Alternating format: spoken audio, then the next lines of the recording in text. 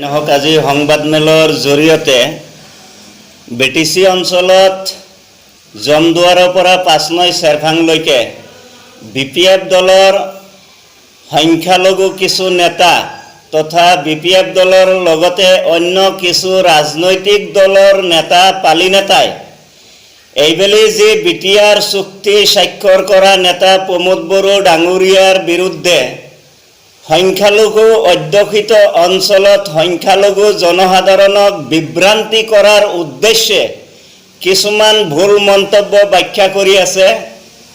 যেনেকৈ মাটিবাৰী সমস্যা, এনআৰচিৰ সমস্যা, ডি ভোটাৰৰ সমস্যা, আপোনাৰ বিজেপি আৰু ইউপিপিএলৰ মিত্ৰতা সম্পৰ্কে এইবিলাক সমস্যা লৈ বিভিন্ন ধৰণৰ খোৱা লোৱাৰ পৰা আদি কৰি পিণ্ডা উৰাৰ পৰা আদি কৰি বিভিন্ন সমস্যা লৈ তেখেতসকলে এছাম ৰাজনৈতিক দলৰ নেতা পালি নেতাই বিভ্ৰান্তি সৃষ্টি কৰিছে সমাজৰ মাজত।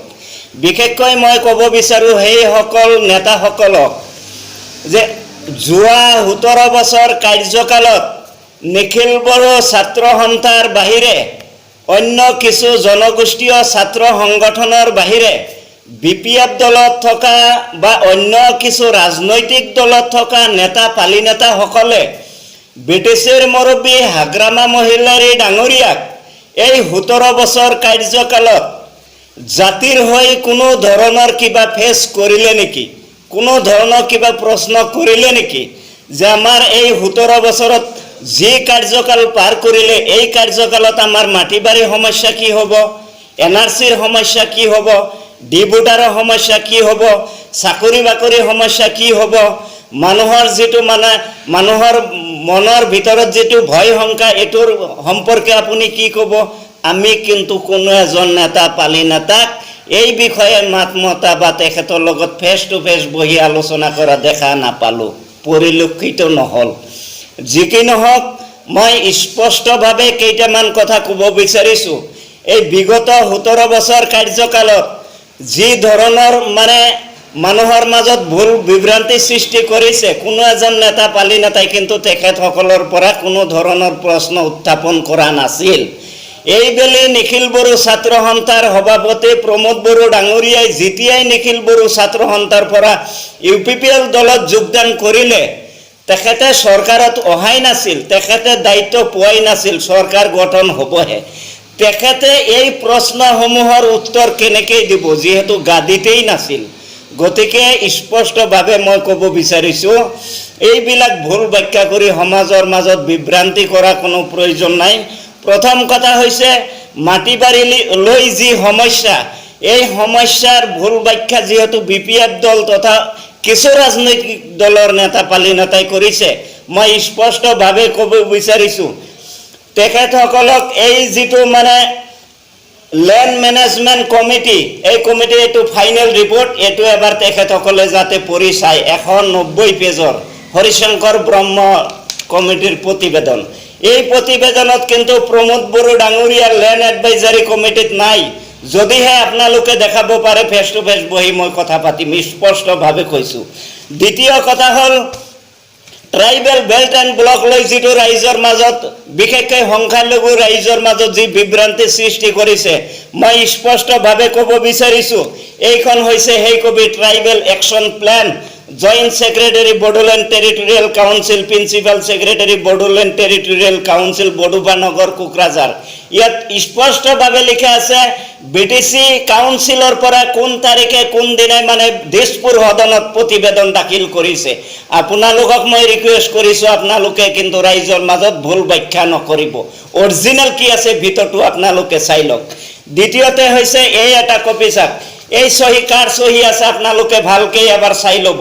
তাৰপিছত প্ৰমোদ বড়ো ডাঙৰীয়াক জগৰীয়া কৰিব। তেখেত কিন্তু দায়িত্বত অহাই নাই, তেখেতে চৰকাৰৰ গাদীত বহাই নাই।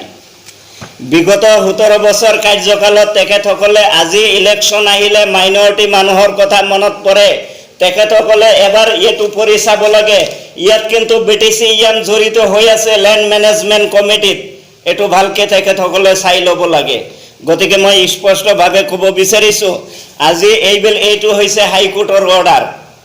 এই কমিটিৰ প্ৰতিবেদনৰ ভিত্তিত হাইকোৰ্টৰ অৰ্ডাৰ এইটো ভালকৈ এই নেতাপালি নেতাসকলে এবাৰ পঢ়ি চোৱাটো প্ৰয়োজন আছে বুলি মই ভাবোঁ।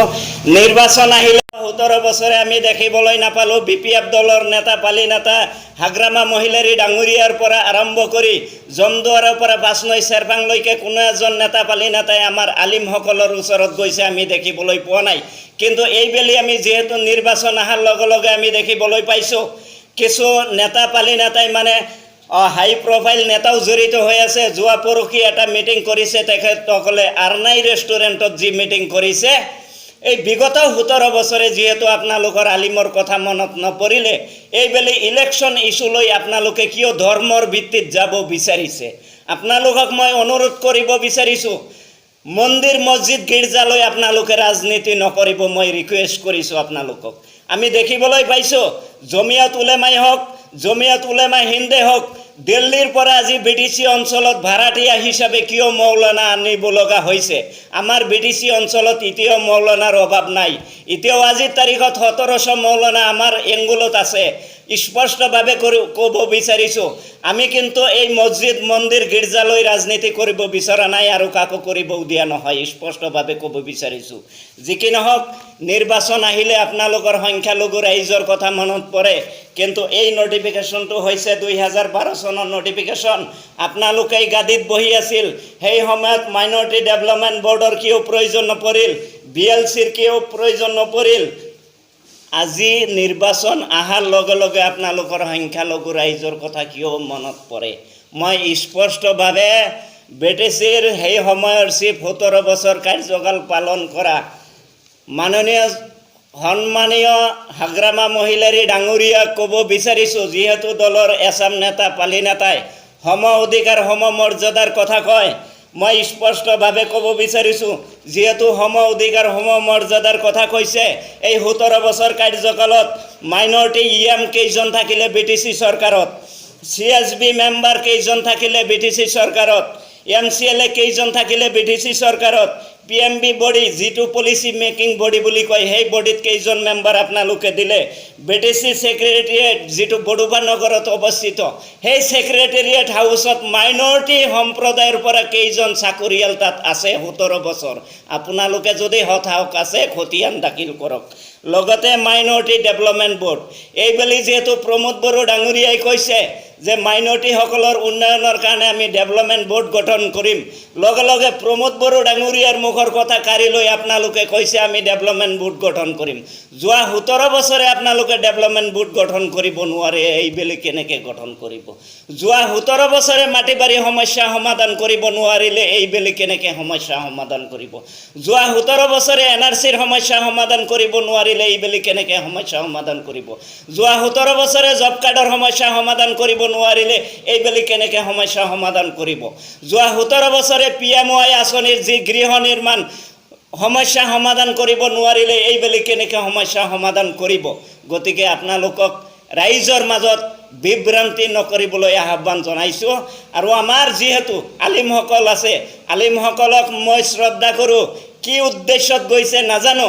আমাৰ মছজিদৰ ইমামসকল তথা এই জমিয়ত উলেমাই হওক জমিয়ত হিন্দে হওক মই স্পষ্টভাৱে ক'ব বিচাৰিছোঁ আপোনালোকৰ ৰাস্তাটো হৈছে হত ৰাস্তাত আপোনালোকে যাব। ওয়াকাল জা আল হক ওয়া জা কাল বাতিল ইন্নাল বাতিলা কানা জাহুকা এই কথাটো মনত ৰাখিব। আৰু কোনো প্ৰমোদ বড়ো ডাঙৰীয়া ভয় কৰা কোনো কাৰণ নাই।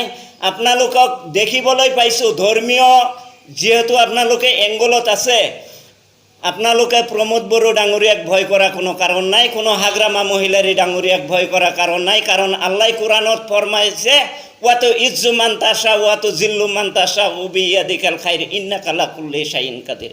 গতিকে এইবিলাক কথা মনত কৰিব। আল্লাহক ভয় কৰক। কোনো ৰাজনৈতিক দলৰ নেতাক ভয় কৰা কোনো প্ৰশ্ন নাই। গতিকে সমাজৰ মাজত আপোনালোকে বিভ্ৰান্তি সৃষ্টি নকৰিব মই অনুৰোধ জনাই সামৰিছোঁ। গণ সুৰক্ষা পাৰ্টি যিটো হীৰা হৰণীয়া দল এই দুটা দলৰ ৰাজনৈতিক নেতাসকলক মই অনুৰোধ কৰিব বিচাৰিছোঁ ৰাইজৰ মাজত যাতে এইবিলাক লৈ ভুল ব্যাখ্যা নকৰে, ৰাইজৰ মাজত যাতে বিভ্ৰান্তি সৃষ্টি নকৰে। আৰু এইবেলি যি BTR চুক্তিৰ যি নেতা প্ৰমোদ বড়ো ডাঙৰীয়া BTCৰ এখন আইনা গতিকে এই আইনা চাফা কৰা প্ৰয়োজন নাই। মোৰ চেহেৰাত যদি দাগ আছে, এই চেহেৰাত দাগ চাফা কৰিলেই আইনাত স্পষ্ট দেখা পাব। মই স্পষ্টভাৱে কৈছোঁ। লগতে আজিৰ তাৰিখত কোনোবা ব্যক্তিয়ে বিটিচি অঞ্চলত যদি গণসুৰক্ষা পাৰ্টি BPF দলত যোগদান কৰিব লগা হয়, মই ভাবিবলৈ বাধ্য হ'ম যে তেখেতে মানসিক ভাৰসাম্য হেৰুৱাইছে। তেখেতক তেজপুৰ নলৈ ৰাঁচীত লোৱাটো ভাল হ'ব।